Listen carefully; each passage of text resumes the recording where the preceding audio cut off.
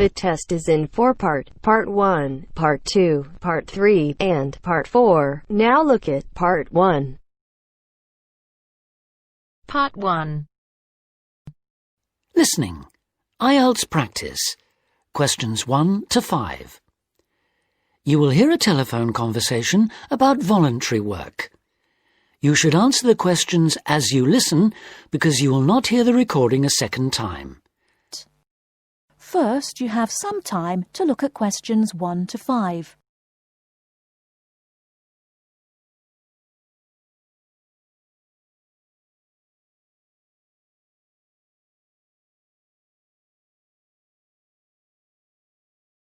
Listen carefully and answer questions 1 to 5.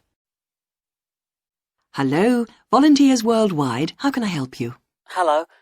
I'm ringing to find out about opportunities for doing volunteer work. Could you give me some information, please? Yes, certainly. But before I do, I need to ask you for a few personal details. That's just because the opportunities open to you are dependent on your age and on what qualifications and skills you have. That's fine. So, if you could just start by telling me your name and age. Okay. My name's Ben Opperman, and I'm 22 years old. Okay, and what qualifications do you have, Ben? I've got a BA degree in Social Studies. That was from the University of Kent. And I'm a qualified teacher. I've just completed my PGCE, my postgraduate certificate in primary education. And you're interested in doing unpaid voluntary work rather than a full-time job with our organisation? Yes, that's right.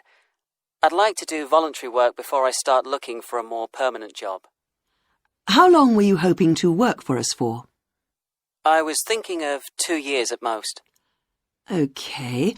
Well, for people in your age group, we have 2 programmes: Global Youth Contact and Youth for Action on Development. GYC, Global Youth Contact, is a 6-month exchange programme which provides opportunities for young people from different countries to work together in local communities. I see. But that's only a 6-month programme. That's right. But our other programme, Youth for Action on Development, requires people to volunteer for a year at least. On this programme, most of the placements are for 12 or 18 months. That'd be the programme I'd go for. Okay. Now, do you have any other skills or special interests that might be useful for the kind of work we do? Well, I've done a lot of conservation work in the area where I live. Good, that's useful to know. And I belong to a wildlife protection group. Right, that could be very helpful. Before you hear the rest of the conversation, you have some time to look at questions 6 to 10.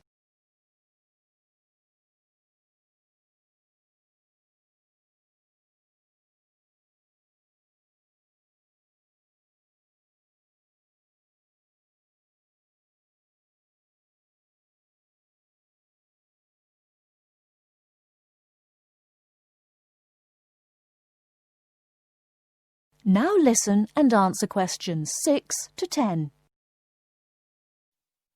Do you have any questions you'd like to ask me? Yes. Could you tell me what sort of placements are available? Well, all our placements are related to the 4 main areas that we work in. That's education, health, social participation, and employment. Education sounds like the obvious choice for me. And if I wanted to go ahead and apply to work on a programme like this, what do I have to do? OK, well, our selection procedure is quite a lengthy process, I'm afraid. It can take up to 9 months. We get many more applicants than we have placements for, so we need to make sure that we get the best people for the kind of work we do. It's very important to realise that voluntary work like this is not an easy option. Although you'll have a brilliant experience with us, you are expected to work hard and make a real contribution. It is not just sitting around enjoying a different culture.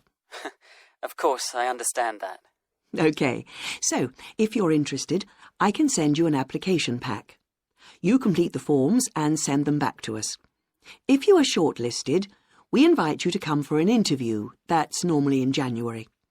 Assuming you're successful, we then start looking for a suitable placement.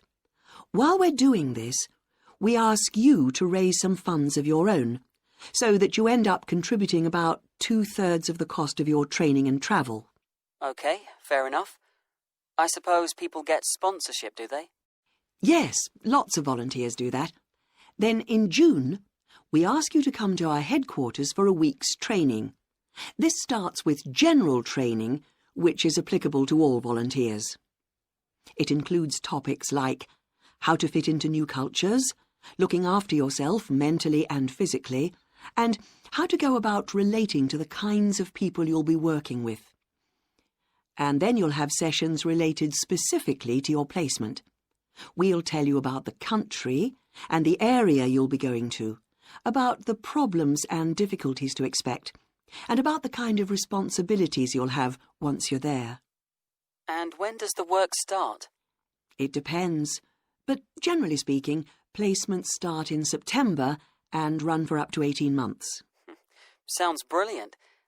Could you send me an application pack, please? Yes, certainly. If you'd like to give me your address. OK, it's 29 Park Street. That is the end of part 1. You now have half a minute to check your answers.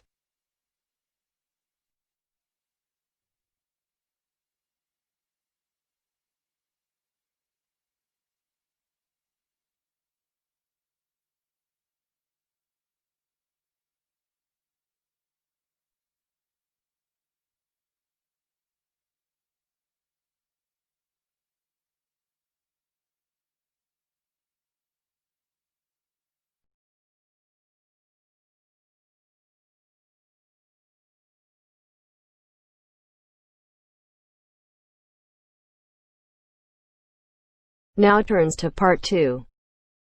Part 2. You will hear a university administrator telling a group of new students about the central campus buildings and the facilities they provide. First, you have some time to look at questions 11 to 16.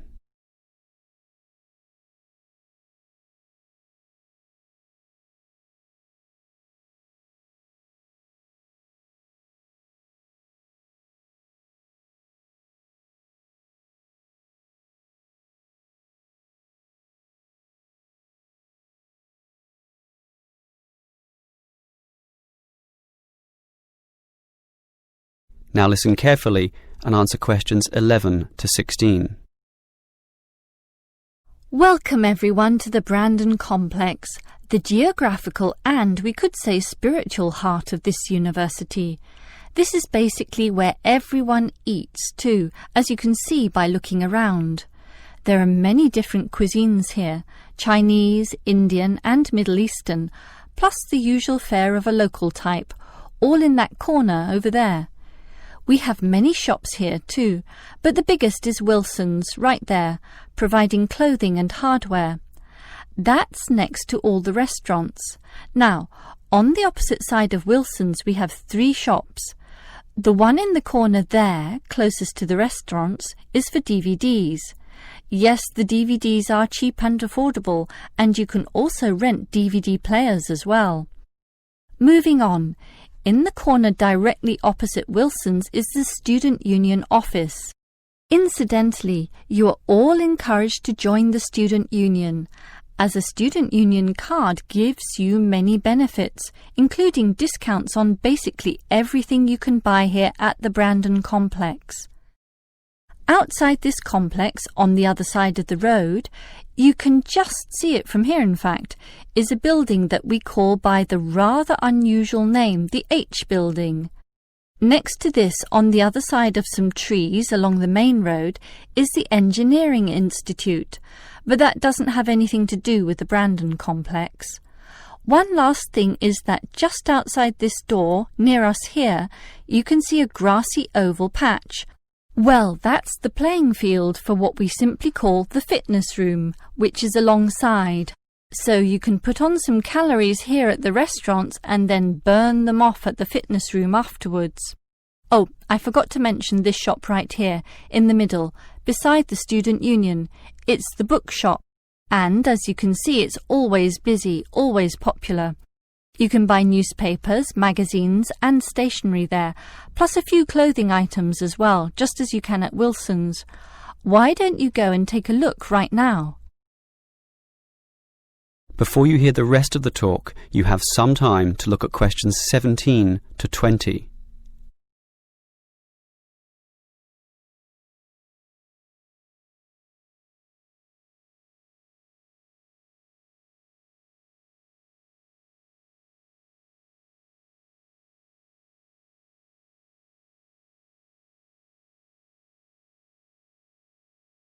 Now listen and answer questions 17 to 20.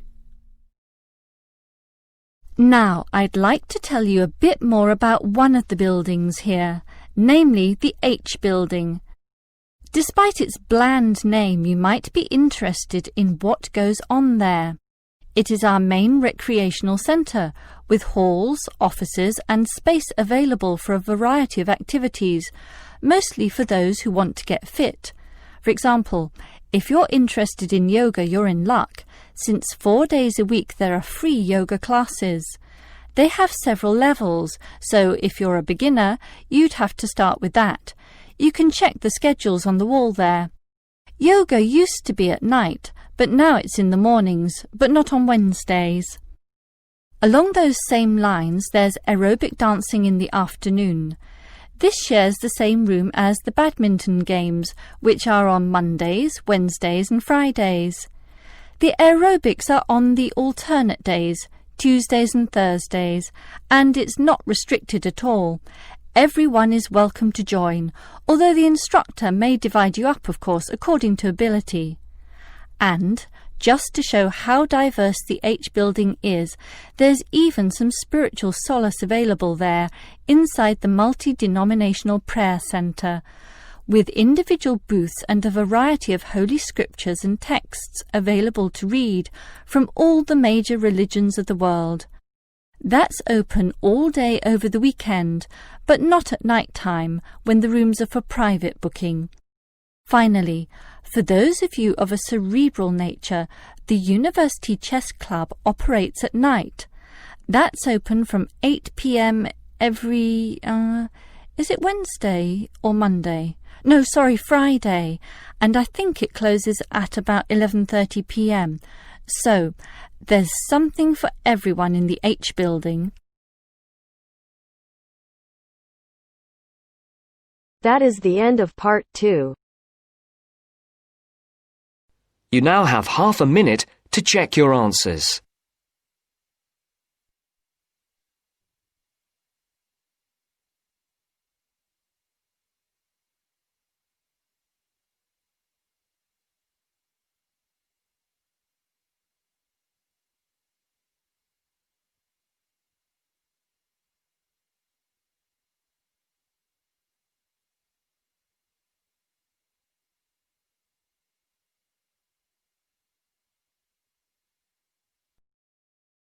Now turns to part 3.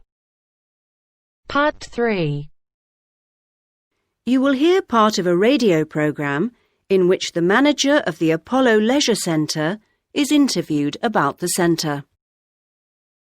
First, you have some time to look at questions 21 to 26.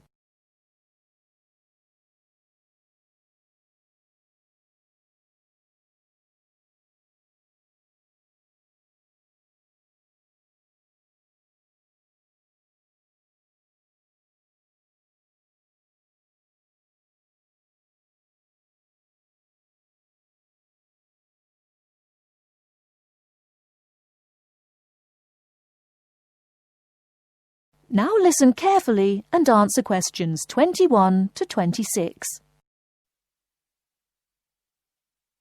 Next, I'd like to welcome Carol Brown, manager of the Apollo Leisure Centre.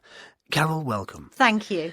Now, Carol, the Apollo seems a familiar sight, but how long has it actually been here? Well, we started negotiations to take over the previous Active Life Centre that used to occupy the premises in 2000 and planned to open in 2001, although the usual delays meant it was 2002 before we were up and running. And do you have quite a mix of members, or are you focused on certain groups? It's pretty broad, actually. There are something like 200 adult members, so that's our biggest group, but we also have as many as 100 youth members, together with about 50 family group members. And I think we'll see that section growing to 100 over the next couple of years. Healthy numbers. Yes, and we'll be developing the centre to make it even more attractive. We're hoping eventually to build in a rock climbing wall, which would make a useful addition. We've already opened our swimming pool, which is hugely popular, and we'll have a massage room open within 12 months. Now, I understand you have different categories of membership? Yes, to suit every pocket. Blue membership includes all facilities for the member and a guest at all times, which is good for people with unpredictable timetables.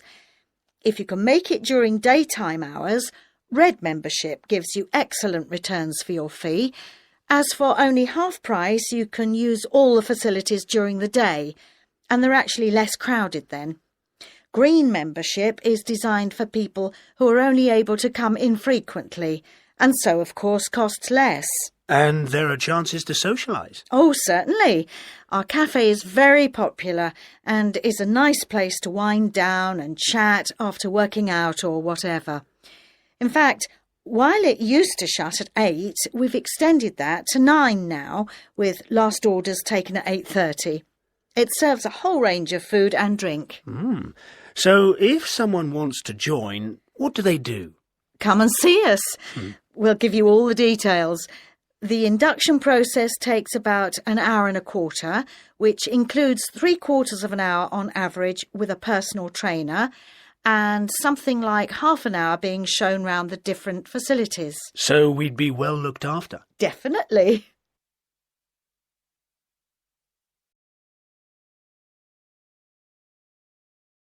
Before you hear the rest of the talk, you have some time to look at questions 27 to 30.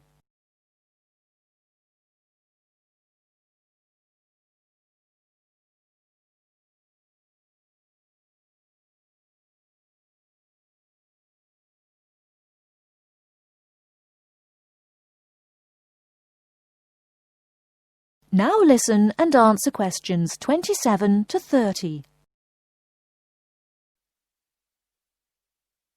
OK, now, Carol, can you give us some idea of what we could expect to get as members of Apollo? Sure. Well, let's take next Monday as an example. The early evening would begin with the programme of classes. Of course, members would also be at liberty to do their own thing. I'm just talking about the listed classes that we'll be offering. So let's say you're free to turn up at 4 p.m. You could spend an hour in a class that we call gentle exercise. This isn't a hard workout, as you might be imagining it, but a session designed for those who perhaps are not used to rigorous classes and would like something to ease them in. Right. The next thing on offer will be starting at 5, and again it'll last for an hour. In contrast, this is what we simply call weightlifting. It's certainly not for softies, but this strenuous session is, of course, carefully monitored, and we wouldn't let anyone do anything silly. Oh, well, that's reassuring. And then, kicking off at 6:15, you'll be welcome at a class aimed at promoting better lifestyles, which we run under the banner of healthy living. We'll give you all sorts of useful advice about just living better. Oh, sounds easier than working out. And probably at least as important. And rounds the evening off nicely. Oh no, we still have one more offering. These days, so many people are working, frankly, more than they should be. And we try to combat the stress that creates by encouraging those who can to take part in the class we call relaxation. You can learn lots of helpful techniques for staying calm when you think everything's going terribly. Now you're talking. So we'll see you on Monday. Now...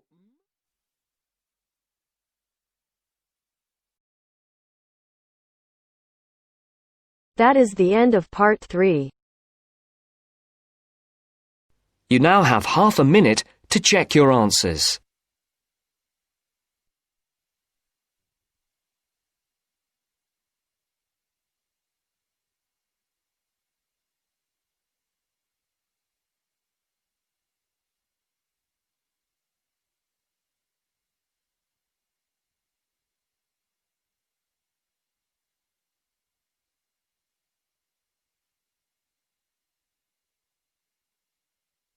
Now turns to Part 4. Part 4. You will hear a talk about stray cats.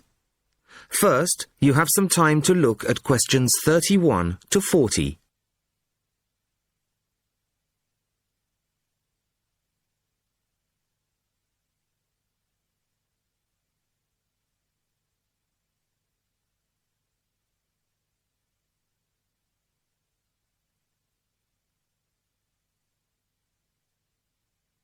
Listen carefully to the talk and answer questions 31 to 40.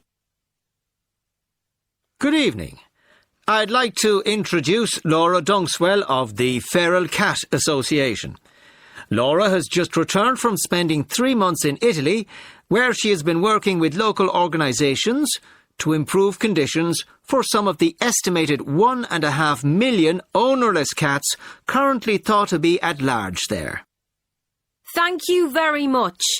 The principal problem regarding this issue is much the same in Italy as it is in other countries. Public awareness. The general public have become so used to the sight of ownerless cats in poor condition wandering their streets that they simply don't recognise it as a problem.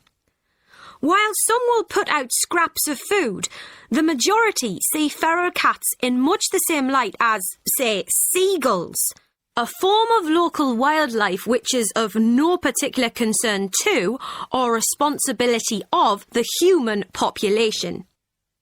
Of course, there are plenty of individuals who do take responsibility for cats in their areas, providing appropriate food, emergency veterinary treatment, and perhaps indoor shelter. But these people can only provide support for a fraction of the vast numbers of feral cats that exist. So, what's to be done? Find loving family homes for all feral cats? Well, that would be wonderful, of course, but unlikely to happen anytime soon. The two main focuses of our work are sterilisation and education. Sterilisation is usually only performed on female animals. It may seem a drastic intervention, but it benefits both the sterilised cats, who will not have to suffer the health consequences of endless pregnancies, and also the feral cat population as a whole, as controlling numbers reduces competition for whatever slender resources of food may exist. Animals to be neutered are captured and sedated at the point of capture to minimise their stress and discomfort. They are then taken to a temporary centre set up by a local organisation, and the operations are carried out under anaesthetic by trained veterinary surgeons, all of whom kindly donate their time. Now, while domestic cats can recuperate in the comfort of their owners' homes, feral cats have no such luxury. They are kept at the centre for around 24 hours, then returned to the locality from which they came. Dissolving stitches are used, and each cat that has been operated on has the tip of one ear clipped, a sign that the animal has already been neutered. A few animals have been electronically tagged and their progress monitored. In general, it has been found that neutering does not diminish an animal's chances of survival. On the contrary, the evidence suggests that sterilised females have a significantly improved chance of remaining in adequate health. The other focus of our work is, as I said, education, publicising the issue and raising awareness. Our current poster campaign is a translation of the widely used slogan, "A kitten is not just for Christmas." At present, resources are rather limited, but, funds permitting, a campaign of radio advertisements is planned, perhaps in the run-up to next Christmas, reminding people that families may quickly become bored with the responsibility of owning a domestic animal. Last year, we used newspaper ads featuring pictures of emaciated strays and highlighting the fact that abandoning an animal simply transfers your problem to somebody else. Which leads me on to the final point I'd like to make. Organisations such as ours are sometimes depicted as being mainly for sentimental animal lovers. Well, I make no apology for that, but our work has a wider importance than the welfare of cats. Ownerless cats tend to quickly fall into ill health and can become a health hazard in various ways, including the spreading of disease and parasites. Children can be especially vulnerable to this, as they are more likely to handle an infected or infested animal. Thank you very much, Laura. That is the end of part 4. You now have half a minute to check your answers.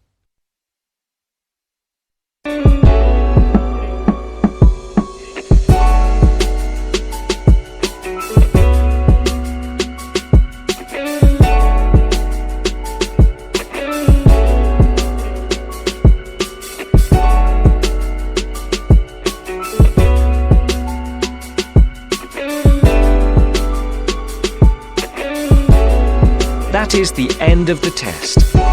You now have 10 minutes to transfer your answers to your Ielts listening answer sheet. To transfer your answers to your Ielts listening answer sheet.